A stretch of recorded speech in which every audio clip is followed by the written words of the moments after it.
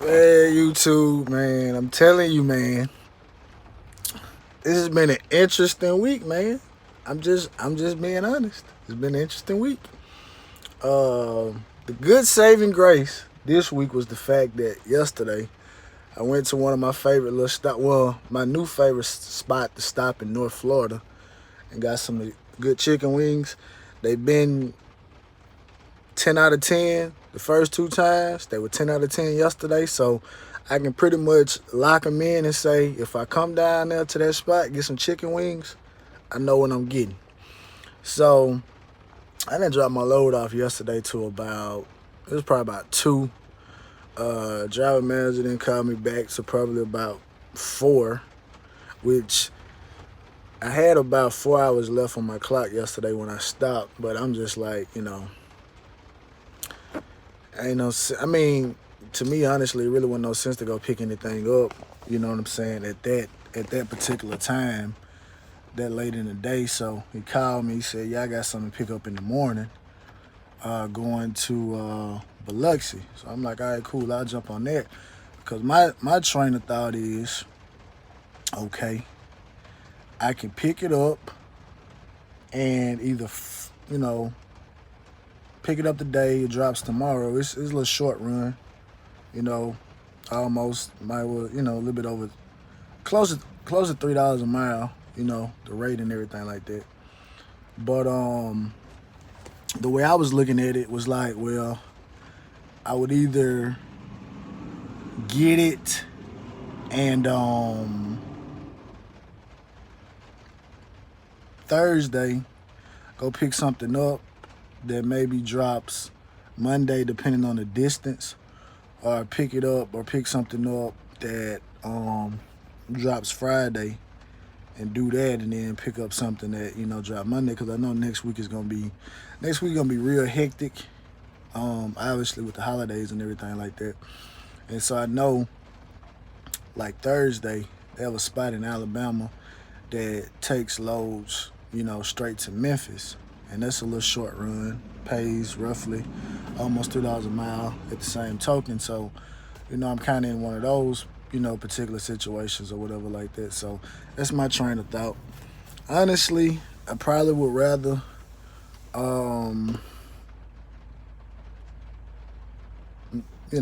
I said I'm not gonna be lazy, but I'm gonna give y'all my lazy answer. I would rather drop off tomorrow and pick something up Thursday that drops Monday or whatever like that. But it is what it is. So man, yeah. So let me tell you the interesting stuff, man. So I got up, I came, it was cloudy, so now it's raining. So I'm getting loaded in the rain now. I gotta get out there in the rain, throw straps, all that good stuff like that. Ain't no big deal. It's part of being, a flatbed driver. So I come in. I've never been to this place a day in my life. Never been here before. I come in and I'm looking, right? It's one of those turns where like the road is angled that way, but I'm coming this way. And it's a stop sign. The smart thing I should have did, which was, is not legal, because you got one of those lanes that comes and traffic flows back out that way. I should have drove in that way and made the left, right? But if I knew what I knew now, I would have probably drove a little bit further on the interstate and came in the other way, so I could have made a right turn. Would have been a smooth transition. I make the left turn. As expected, the trailer hits the stop sign, takes the stop sign down. And I'm like, man, that's crazy. Right? So I get to this place. Again, never been here before. So I pull into the driveway, and so there's another guy in the truck behind me. So he hollered at me on the CB, say, "Yeah, man, they want you to back in. When you come in, you back in." I was like, oh man. So all this happens in less than like 5 minutes. So I tell him, I said, well, you know what I'm gonna do? I'm gonna turn into this other business right here. I'm gonna back up and I'm gonna come back out. So man, I make a hard right turn, man, and man, I run over one of their little bushes they got planted, like a little shrub. I run it over, pull it up out the ground, run over the grass. The grass got time marks on it. I said, come on, man. Like, all of this is less than 5 minutes. What I mean, like, really, what's going on? So I get backed up, I pull back out, and I'm like, man. Because I'm the type of person, man, if I do something that's, you know, that's wrong or something like that, man, you know what I'm saying? I like to try to, you know, alleviate the situation. So the first thing I do, I Google, what do you do if you knock a stop sign down? So first thing pop up, it could be considered a misdemeanor if you don't report it. It would be labeled as a hit and run, malicious damage. And so next thing I do, I'm like, well, okay, well, who do you call? You know what I'm saying? Like, who do you call? So it was like, you know, call the public works and, you know, notify them of, you know, what happened. So as soon as I get back in the truck, I call the public works. I say, hey, you know, whoop-de-woo, drive trucks, and not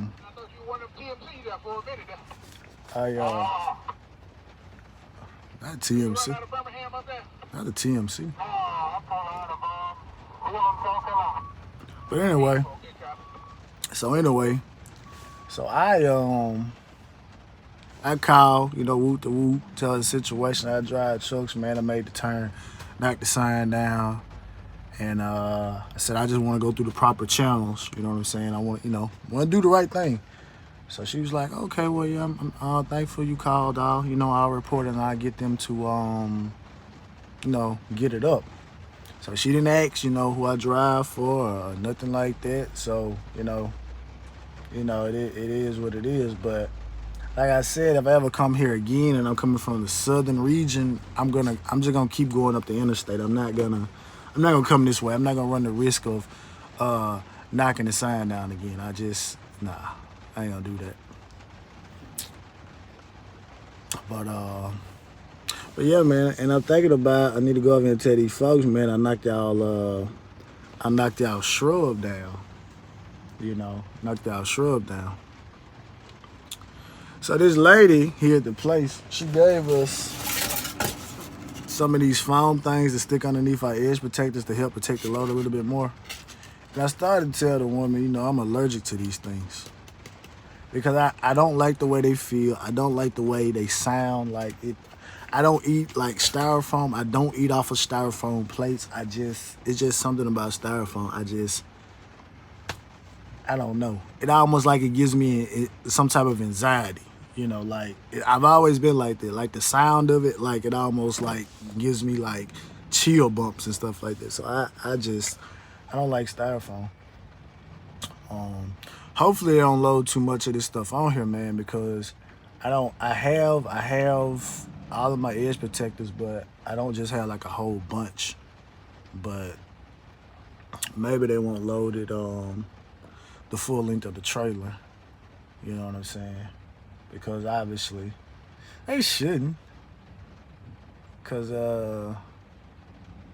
it shouldn't be no more than about 10 or 11 pallets. Now they got like,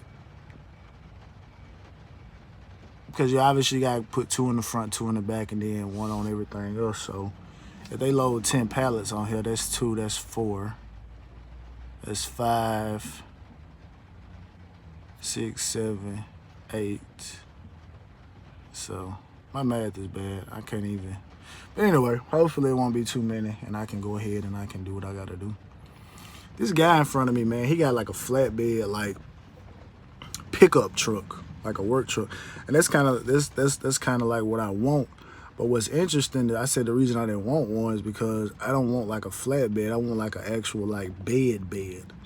But I see he got like some interesting contraption right here. He has like some boards that serve as like some side things, and he sticks them in the what's the word I'm looking for? Sticks them in the steak pockets on the side, because the truck has a rub rail. Now, if it had like a rub rail like going around the back of it, where you could stick one in the back, that could be something interesting. Because cause my father-in-law has a truck like that, and I told him, I was like, I deal with straps at work. I don't necessarily want to come and deal with straps in my personal vehicle or whatever like that. And I need to put my raincoat on because I got this hoodie on. And one thing about cotton hoodies when it rain, man, it's like a towel. It just holds the water. So I don't know.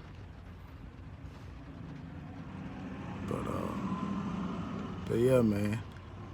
I'm going to Biloxi.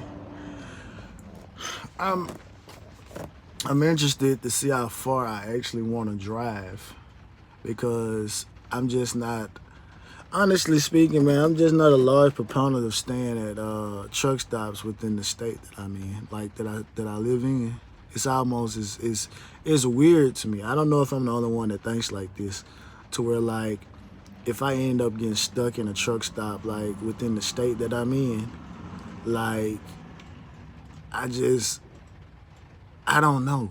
It's just like I don't want to go take a shower, and I'm not being nasty. And then like I take a shower, but I'm thinking in my mind, I'm just like, it's just something like it's weird that I'm thinking like, oh man, I'm in my home state. I'm literally about to go take a shower. You know what I'm saying?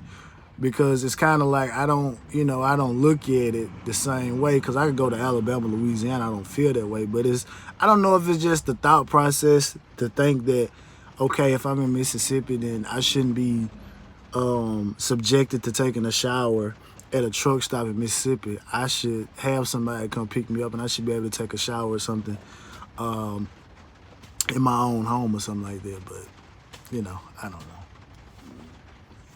know. But yeah, as I'm going to Biloxi, so I don't really know if I just want to go all the way to Biloxi, or if I want to stop a little east of Mobile. I'm just going to have to look it up on the map and see how many miles they are apart, because the little spot I stop at east of Mobile got like a lot of parking over there, and that's why I stopped at the night before last, because that was as far as I was gonna go, because I don't really be on I-10 like that, so I'm really not familiar with like the parking situation, the parking, like how late you can actually get to a place and park and still have a spot or whatever like that. So it's one of them type of situations. But yeah, so I'm gonna make it down there, depending on the miles. Stop over there and then just drive the rest of them, because I'm going to a job site. Me and another guy were going to a job site, and it was like it's going to a community bank. So anytime you think about a bank or something like that, you already know. It makes me think about the time I delivered to a job site in Gulfport when I was with TMC. Crazy. I was freaking who was on 90, for those that are familiar with like the coast. Well, not even just the Mississippi coast, because like 90 runs all the way from like Mississippi, runs into like Pensacola, Panama and stuff like that, which is south of I-10 or whatever like that. Or is it north? No, it's south of I-10, yeah. So we on the road. So I stop. So literally, I'm at a hotel. I'm delivering to a hotel. It's another hotel on the opposite side of the street. It's 4 lanes of traffic now. So my man comes out and says, all right, man, we're going to stop all the traffic, and you pull into this hotel and you offset back into this hotel. And so you got to kind of think, because it's like that's some added pressure, because it's like you ain't got time to keep pulling up, backing up, pulling up, backing up, because they're literally stopping 4 lanes of traffic. So like, you really need to make sure that your setup is set and you ready to go. So that's kind of how it was. But I got in there in the first, in the first WAP or whatever like that. But it's just it was interesting. And I'm gonna Google Earth the location, the spot, to kind of figure it out and piece it together and everything like that, to actually see where I am actually going to. So yeah. But yeah, man, I just want to check in with y'all, man. Tell y'all, man, it's been, it's a interesting day. I'm sure tomorrow will be interesting too. Tomorrow will be interesting as well. It's one of those type of things, man, where it just started getting interesting. And I said I wanted to stay out this weekend, but I think I need to go to the house, man, because I need to. I got some stuff I need to pick up. I actually set a budget. Me and my wife, we actually set a budget for the first time, like buying Christmas gifts. It was a start. We went over the budget a little bit, but it wasn't over the budget to the point that, you're getting into, something that potentially pays, bills. So like, we had set off a budget, and we seen what our surplus was going to be at the end of the month. So we just tapped into the surplus. So it's kind of like we didn't go over the budget, but we went over the set budget, right? So, but a couple more things. Well, I ain't gonna say a couple more things. I may have like 2 items I need to actually go find and go pick up or whatever like that. But yeah, that's what it is. And I don't know what it is. I've been trying to set up a meeting with the CPA for like the past 2 or 3 weeks. I said it. They sent an email to confirm. I never get a call. So I might just need to call them and actually see what's going on. Is it a technological thing? Because I doubt that I have their number blocked, and they have a messaging system in which they can message me and say, hey, we called you, or whatever like that. So I need to get all that squared away, because this is going to be a lot different than it was last year, because obviously last year with my, the little business that I had last year, I claimed like I had like a $5,000 loss because of like, obviously the price to get the LLC started, all of the, what's the word I'm looking for? All of the,